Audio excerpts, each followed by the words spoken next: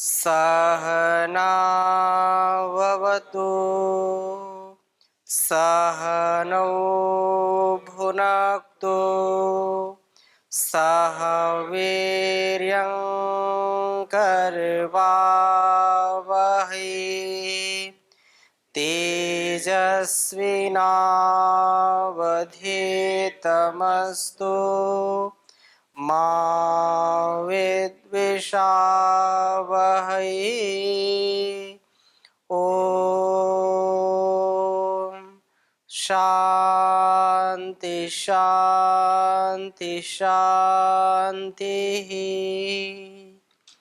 वैदिक जीवन पद्धति की इस कक्षा में आपका स्वागत है, अभिनंदन है। देव यज्ञ के अंतर्गत हम ईश्वर स्तुति, प्रार्थना, उपासना के मंत्रों का स्वाध्याय कर रहे हैं, जिनमें 3 मंत्रों का स्वाध्याय हमने कर लिया था। आज चौथे मंत्र को हम देखेंगे, इसका स्वाध्याय करेंगे। पिछली कक्षा में से आपका कोई प्रश्न रह गया हो तो आप पूछिए, पिछले प्रसंग में से। ओम स्वामी जी। जी, ये जन्मना जायते शूद्रा आपने कहा था, तो इसका अर्थ हम ये कह सकते हैं कि जो जन्म से ही शूद्र उत्पन्न होते हैं उनकी बुद्धि, चाहे विचार जो हैं, जो भी सामान्य होते हैं। लेकिन कुछ परिवारों में या कुछ व्यक्तियों को मैंने देखा कि वो जन्म से ऐश्वर्यवान होते हैं, धनवान होते हैं। तो क्या उन पर भगवान की विशेष कृपा रहती है, या वो अपने पुराने भाग्य के द्वारा ही जो इस तरह से वो पाते हैं?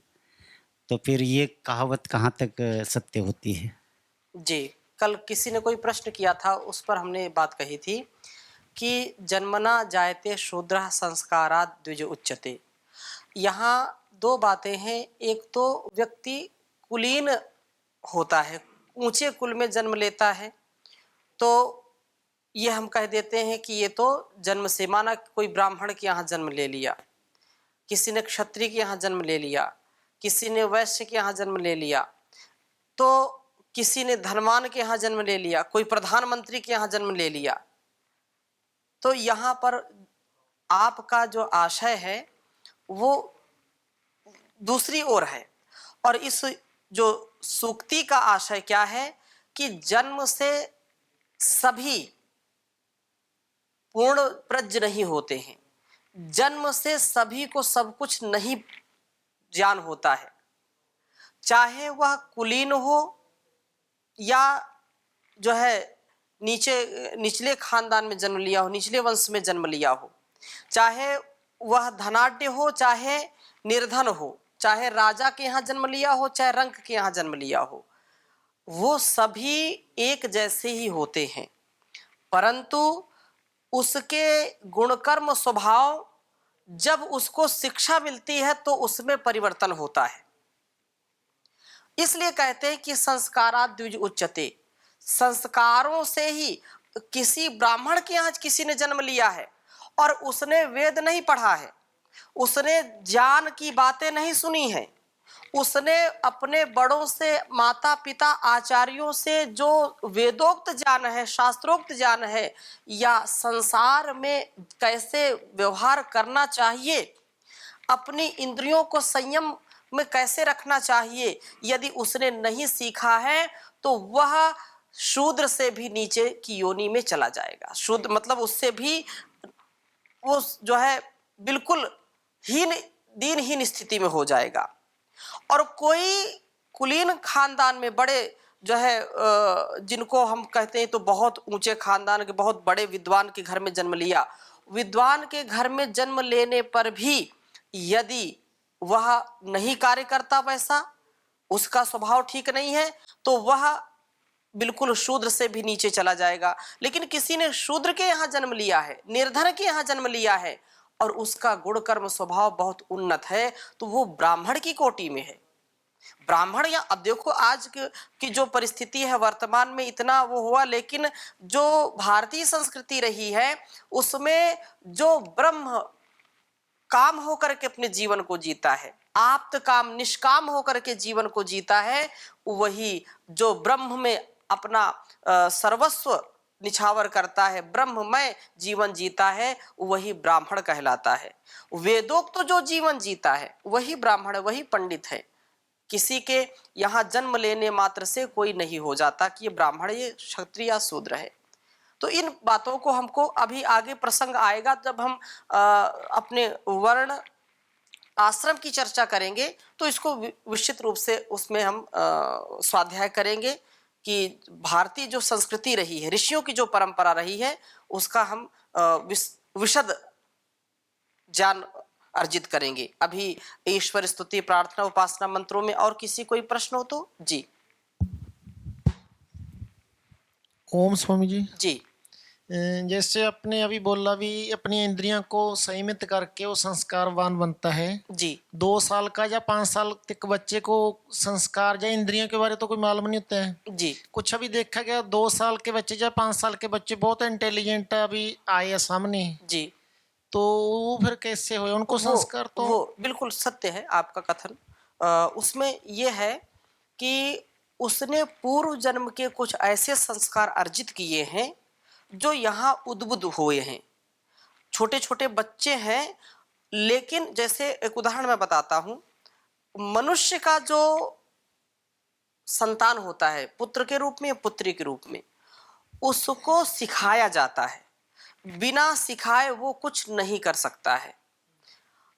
जैसे गाय, भैंस, बकरी, कुत्ता, ये जो भी पशु पक्षी हैं, इनके बच्चे जन्म लेते हैं और गाय के विषय में तो विशेष कहते हैं कि थोड़ी देर बाद ही उसका बछड़ा यदि पानी में डाल दो तो वो तैर करके किनारे आ जाएगा।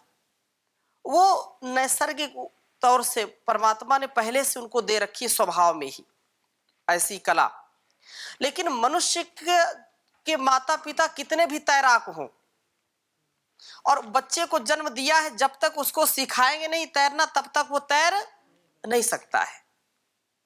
वो जन्म लेगा, उसको 6 महीने का 1 साल का होगा, तैरना नहीं सिखाएंगे, पानी में डालेंगे तो डूब जाएगा वो। इसलिए जो इंटेलिजेंट आप कह रहे हैं कि छोटे छोटे बच्चे बड़े इंटेलिजेंट हैं, और सत्य है, तो उसके पूर्व जन्म के ऐसे कुछ संस्कार हैं जो यहाँ आकर के माता पिता से कुछ सीखा, कुछ दूसरों से सीखा, और पूर्व जन्म के संस्कार उद्बुद्ध होने लगते हैं। कई बार ऐसा भी होता है कि हम बिना बताए भी कई बार उनके मुख से ऐसी बातें सुनते हैं जो हमने कभी कही नहीं थी, कभी सोची नहीं थी, कभी विचारी नहीं थी, और वो बोल देते हैं। तो वो आलंबन मिलने से वो चीजें हमको, मतलब बच्चे को, वो आ जाती स्मृति में।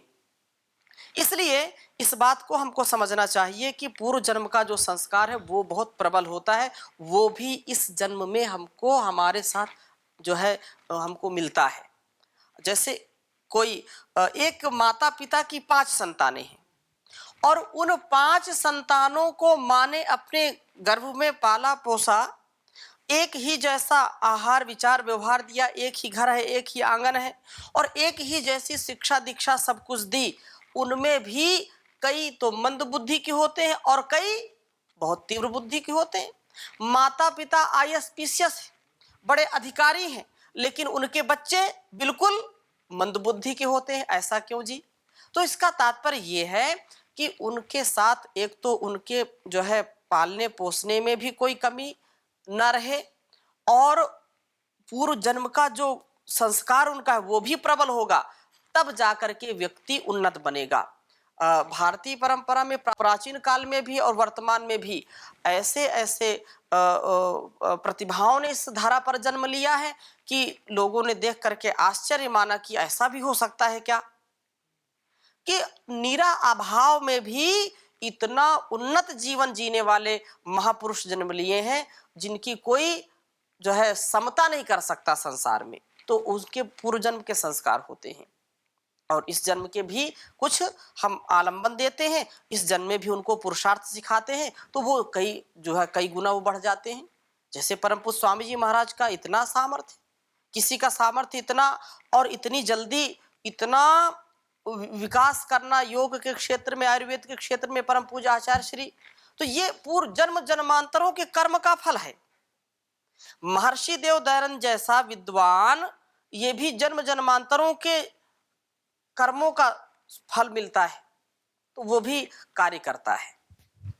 स्वामी जी फिर सभी को जन्म से शूद्र क्यों बोल दिया? शूद्र का तात्पर्य ये है कि जो अज्ञान है, जिसको समझ नहीं है, जिसको व्यवहार में कठिनाई है, वो जब तक बच्चे को आप नहीं सिखाओगे कि ये माँ है, ये पिता है, ये गुरु है, इसके साथ ऐसा व्यवहार करना, इसके साथ ऐसा व्यवहार करना, तब वो सीखता है।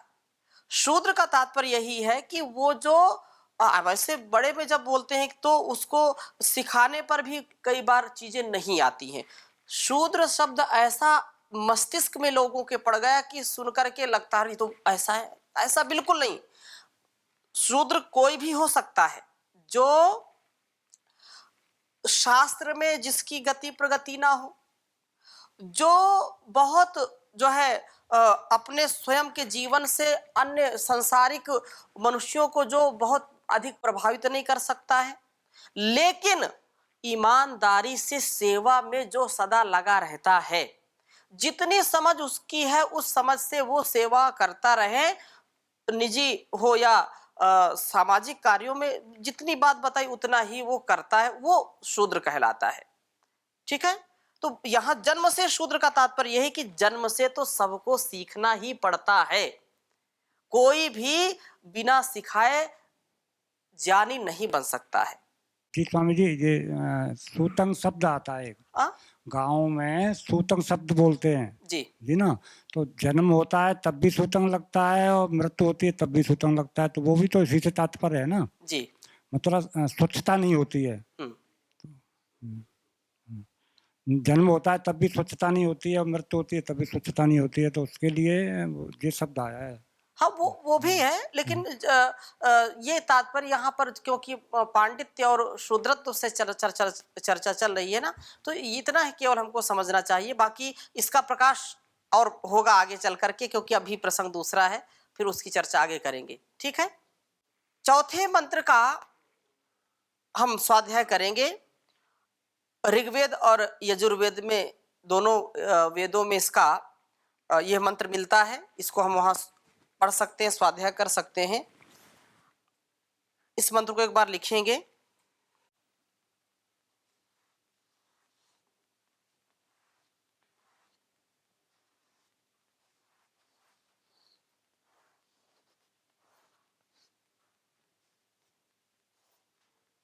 ओम यह प्राण तो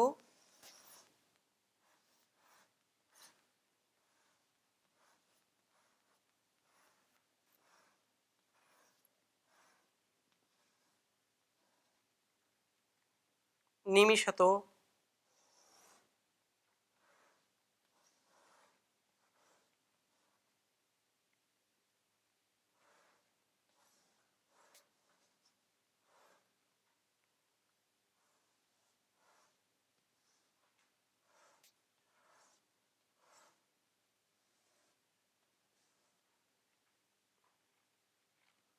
यह प्राण तो निमिषतो महित्वैका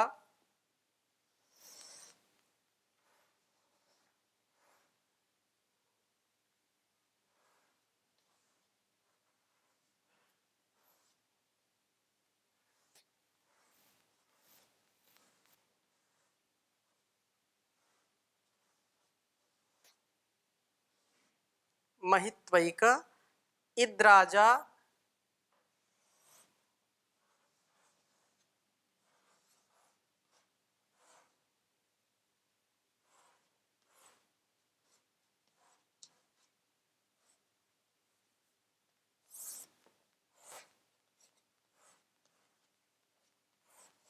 जगतो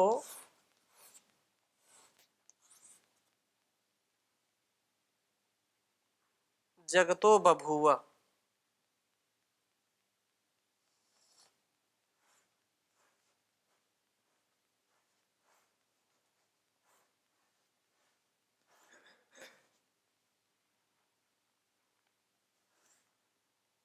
य ईशे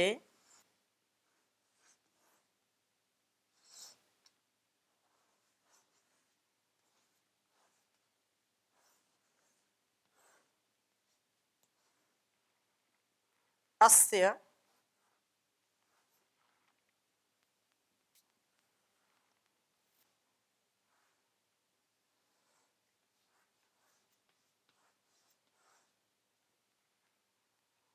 द्विपदश्चतुष्पदः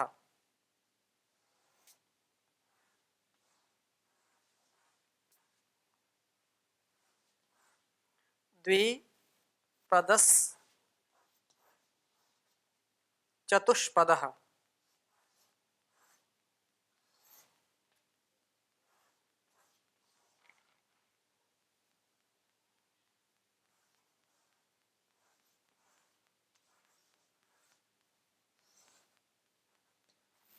द्विपदः चतुष्पदः कस्मै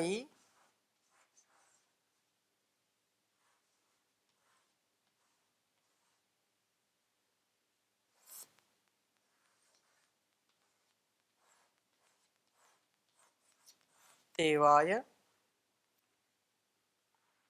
हविषा विधेम।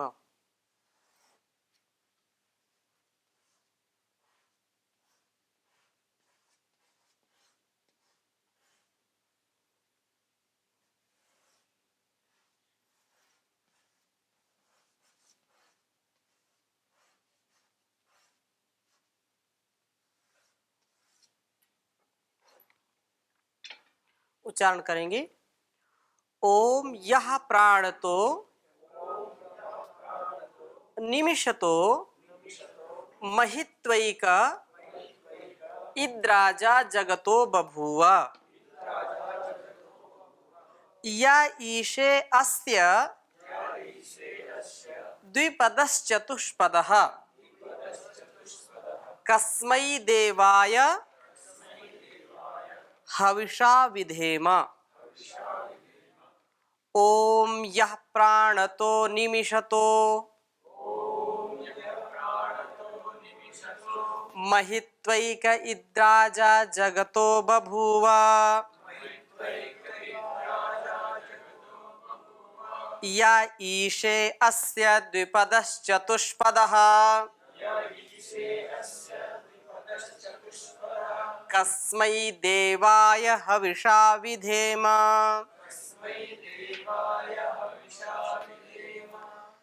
इस मंत्र में कहा कि वह परमपिता परमेश्वर जो प्राणतः निमिषतः जो नेत्र आदि से चेष्टा करते हुए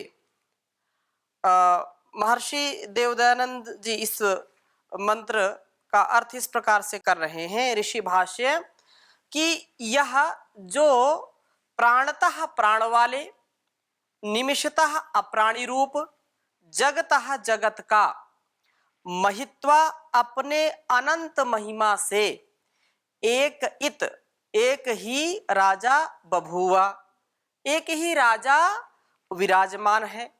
और यह जो अस्य इस द्विपदः मनुष्य आदि और चतुष्पदः गौ आदि प्राणियों के शरीर की ईशे रचना करता है। हम उस कसमई सुख स्वरूप देवाय उस सकल ऐश्वर्य के देने हारे परमात्मा की उपासना अर्थात हविषा अपनी सकल उत्तम सामग्री को उसकी आज्ञा पालन में समर्पित करके विधेम भक्ति विशेष करें। यह अर्थ महर्षि ने किया है क्योंकि निमिषतः नेत्रादिना चेष्टाम कुर्वतः नेत्रादि से चेष्टा करते हुए इसे ईशे इष्टे जो पदार्थ सर्वोपरि जो स्वामी है। अब हम इसको इस प्रकार से समझें कि जो नेत्र आदि से चेष्टा करते हुए प्राणतः प्राणी रूप जगत का अथवा प्राणतः निमिषतः प्राण रूप व अप्राणी रूप जगत का राजा एक ही राजा है।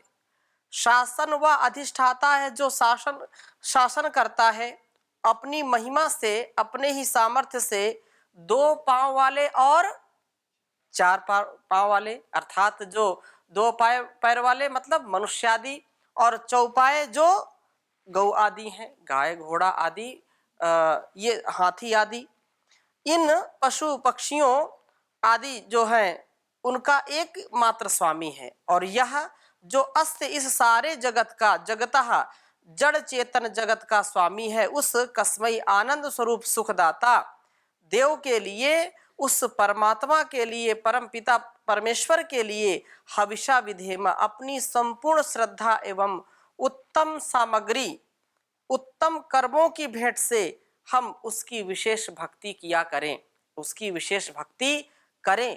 अपने उत्तम गुण कर्म स्वभाव से जब हम उसकी भक्ति करते हैं तो निश्चित रूप से उसकी भक्ति से हमारे अंदर शक्ति का संचार होता है, और उस शक्ति से हम फिर मुक्ति के अधिकारी बन जाते हैं। बिना उसकी भक्ति के, बिना उसकी शक्ति के हमारा मुक्त होना, हमारे अंदर की पराधीनता या बाहर की पराधीनता हमसे कभी भी अलग नहीं हो सकती है। वो हमको बांध करके रखेगी। यदि हम उससे अलग होना चाहते हैं, अपनी कमजोरियों से हम पार जाना चाहते हैं, तो उस ईश्वर की भक्ति विशेष हमको करना है। जैसे पिछले मंत्र में कहा था, या आत्मदा बलदा, उसकी अनुपम दिव्य देन का अभिप्राय जो है जब हमने समझ लिया, उसका अभिज्ञान प्राप्त किया और प्रभु से इस अनुग्रह का आभार व्यक्त करते हुए उसी के आश्रित रहने की, उसकी छत्र छाया में रह करके अपने जीवन को सार्थक बनाने, अमृतमय बनाने का संकल्प किया। अब इस चतुर्थ मंत्र में हम उस करुणामय करुणा निधि की यथा योग सुरक्षा व्यवस्था में सुरक्षित होने का बोध प्राप्त कर उस एकमात्र जगत के अधिष्ठाता को नतमस्तक होकर के प्रणाम करते हैं, तथा अपनी संपूर्ण श्रद्धा से, भक्ति से, सुकर्मों की संपदा से उसको जो है हम तृप्त करते हैं अथवा उसको अपनी भेंट देते हैं। उसकी भक्ति विशेष करते रहने का दृढ़ संकल्प करते हैं, क्योंकि वही सर्वोपरि है, हमारा सबका वो स्वामी है, सबका संरक्षक है, सबका रक्षक है। जिसके आश्रय में जो रहता है वही उसका संरक्षक होता है। तो परमात्मा के संरक्षण में हम हैं, एक पल के लिए हम उससे अलग नहीं हो सकते हैं। अब जैसे हम यहाँ गुरुकुल में हैं तो परम पूज्य स्वामी जी महाराज के संरक्षण में हैं। हमारे संरक्षक कौन है? परम पूज्य स्वामी जी महाराज है, परम पूज्य आचार्य श्री है, गुरु जी हैं, तो हम उनके संरक्षण में हैं। और उनके संरक्षण में हमको कोई असुविधा है क्या? नहीं है। ऐसे ही परम पिता परमेश्वर के संरक्षण में सारे चर अचर जो भी जड़ चेतन है उनका वह संरक्षक है, उनका रक्षा है, रक्षा करने वाला सबका ये परमात्मा रक्षक है। इसलिए हमारी जीवनचर्या में हमारे पिता के तुल्य, जैसे माता पिता घर में रहते हैं तो माता पिता हमारी रक्षा करते हैं हर प्रकार से, और यहाँ गुरुकुल में है तो स्वामी जी महाराज माता पिता का जो है रोल अदा कर रहे हैं। वो हमारी सारी जो भी चीज़ें हैं, कमियां हैं, हमारी अच्छाइयां हैं, उनको आगे बढ़ाते हैं, कमियों को दूर करते हैं, अच्छाइयों को बढ़ाते हैं, किसी भी प्रकार की न्यूनता को हमारे अंदर आने नहीं देते हैं। ऐसे ही परम पिता का संरक्षण जब हमको मिलता है तो हमारे अंदर के सारे जो है दुर्गुण दुर्व्यसन दूर हो जाते हैं, और हम उसके लिए प्रयत्न करते हैं तो हमारे अंदर अच्छाइयों का भंडार हो जाता है। इसलिए हम जो है निश्चित रूप से वह जो हमारा परमपिता परमेश्वर, आचार्य, गुरु, राजा, शासक आदि हमें सुरक्षा प्रदान करते हैं, अतः वह हमारे संरक्षक होते हैं। पर इन सब का भी एकमात्र संरक्षक वही सारे जगत का स्वामी परमपिता परमात्मा ही है, जो पिताओं का भी पिता है और गुरुओं का भी गुरु है। सुरक्षा की दृष्टि से प्रभु की सुरक्षा व्यवस्था में निरुक्ताचार्य कहते हैं कि हम षड अवस्थाओं में अनुबंधित रहते हैं। यथा जायते, अस्ति, विपरिणमते, वर्धते, अपक्षीयते, विनश्यति। ये 6 घटक हैं। 6 प्रकार से यहाँ समझाया है कि हम जायते, हमारा क्या होता है? जन्म होता है। अगर परमात्मा हमको जन्म ना दे तो हम कभी जन्म नहीं ले सकते हैं। तो कहा कि जायते, उत्पन्न होते हैं। अस्ति अर्थात अस्तित्व में आते हैं, जब जन्म लेंगे तो अस्तित्व में आएंगे। पैदा होते ही सांस लेने हेतु रोते हैं, जिससे जीवन की प्रक्रिया आरंभ होती है। यदि सांस ना ले पाए तो प्राणहीन रह जाते हैं। ये कहा ना, यह प्राण तो प्राणतः है ना, परमात्मा प्राणों का प्राण है, वो जगदाधार है। मृत शिशु यदि हो, उसको जैसे केनोपनिषद में सबसे पहले ये केनाचार्य ने लिखा, क्या लिखा? ओम केनेशितं पतति प्रेषितं मनः, केन प्राणः प्रथमा प्रेति युक्तः, केनेशितां वाचमिमां वदन्ति, चक्षुश्रोत्रं कवु देवो युनक्ति। कहा कि वह परमात्मा जिसकी कृपा से यह मन गति करने में प्रयत्नशील होता है, और उसकी ही केनेशितम, वहां क्योंकि केन केन किसके द्वारा, किसके द्वारा, कैसे, तो केनेशितम पतति प्रेषितम मनः। प्रश्न उठाया कि ये जो मन हमारा है ना, ये किसकी प्रेरणा से अपने इच्छित विषयों को ग्रहण करता है? पतति अर्थात गिरता है, उसको प्राप्त करता है, क्योंकि जो है गमरी गतौ, और गति में 3 अर्थ होते हैं, जान, गमन, प्राप्ति। तो ये अपने विषयों को कैसे प्राप्त करता है? हम यहाँ बैठे बैठे अगर मन में आ जाए कि चलो मुंबई चलते हैं, चलो जहां जहां हम गए हैं, अब अमेरिका कोई पहले गया नहीं तो अमेरिका का ख्याल कैसे आएगा? चलो जंगल में घूमते हैं, पहाड़ों पर जाते हैं, और कहते ही यात्रा हमारी शुरू हो जाती है। तो क्यों? क्योंकि हमारा मन उन विषयों को ग्रहण करता है।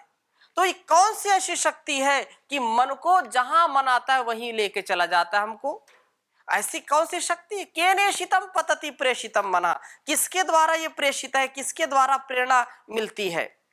केन प्राणः प्रथमा प्रेति युक्तः, यहाँ जो प्रसंग है, कहा कि यह प्राणतो निमिषतो, तो केनेशितम पतति प्रेषितम मनः, केन प्राणः प्रथमा प्रेति युक्तः, किसकी प्रेरणा से जब शिशु जन्म लेता है तो वह प्रथम बार प्राण को ग्रहण करता है।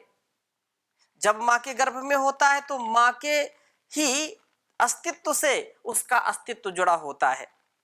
नाभि से वो सारा जो है आहार जो भी है वो ग्रहण करता रहता है। वो तो एक गर्भ में है तो वहां तो पानी में तैरता रहता है, वहां श्वास कैसे लेता है? लेकिन जब जन्म लेता है तब श्वास लेता है। तो कहा केन प्राणः प्रथमा प्रेतियुक्तः, किसकी कृपा से, किसके द्वारा ये बच्चे को कौन सिखाता है कि अब श्वास लीजिए? लेकिन जैसे ही वो जन्म लेता है, गर्भ से जैसे ही बाहर आता है, वो प्राण लेने में सक्षम हो जाता है। तो कौन उसको प्राण से युक्त करता है? केन, यह किसके द्वारा होता है? तो वह परम पिता परमेश्वर के द्वारा होता है। उसका उत्तर यह है। तो इसकी चर्चा हम और अगली कक्षा में करेंगे। अभी यहीं पर विराम देते हैं। ओम शांति शांति शांति।